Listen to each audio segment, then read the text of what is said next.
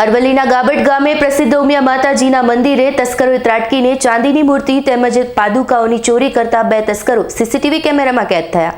અરવલ્લી જિલ્લાના ગાબટ મુકામે આવેલા આસ્થા અને શ્રદ્ધાના કેન્દ્ર ગણાતા સુપ્રસિદ્ધ ઉમિયા માતાજીના મંદિરે ગત ગુરુવારની મધરાત્રિએ 2 કાળા બુરખાધારી તસ્કરો મંદિરમાં પ્રવેશ્યા। મંદિર દ્વારના નકુચા તોડીને મંદિરના ગર્ભગૃહમાં પ્રવેશી 60,000ની ચાંદીની મૂર્તિ અને પાદુકા ચોરી થઈ હોવાના અહેવાલ પ્રાપ્ત થયા છે। વધુ વિગતો મુજબ ગાબટમાં બસ સ્ટેશન વિસ્તારમાં ઉમિયા માતાજીનું સુપ્રસિદ્ધ મંદિર આવેલું છે। ગુરુવારની રાત્રે તસ્કરો હાથફેરો કરી મંદિરમાંથી માતાજીની મૂર્તિઓ ચોરી થઈ હોવાની ફરિયાદ સાઠંબા પોલીસ મથકે ગિરીશભાઈ અંબાલાલ પટેલે નોંધાવી।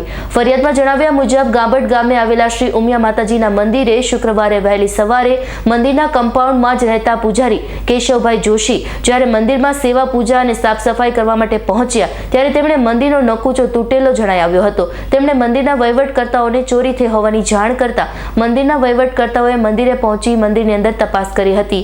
ચાંદીના ઢોળવાળી 1500 ગ્રામ વજનની અંબે માતાજીની મૂર્તિ જેની કિંમત ₹10,000, માતાજીની ચાંદીની પાદિકાઓ વજન 700 ગ્રામ, કિંમત ₹50,000 મળી કુલ 60,000 રૂપિયાના મુદ્દામાલની ચોરીની ફરિયાદ નોંધાવી। 2 તસ્કરો દ્વારા મંદિરમાં પ્રવેશીને ચોરીને અંજામ આપી ફરાર થતી સમગ્ર ઘટના સીસીટીવી કેમેરામાં કેદ થઈ। સાઠંબા પોલીસે ફરિયાદીની ફરિયાદના આધારે અજાણ્યા ચોર ઇસમો સામે ગુનો નોંધી આગળની કાર્યવાહી હાથ ધરી છે।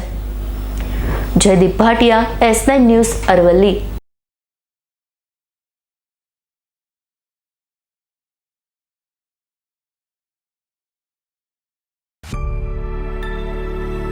અમારી તમામ માહિતીથી અપડેટ રહેવા માટે જોડાયેલા રહો S9 ન્યૂઝ સાથે।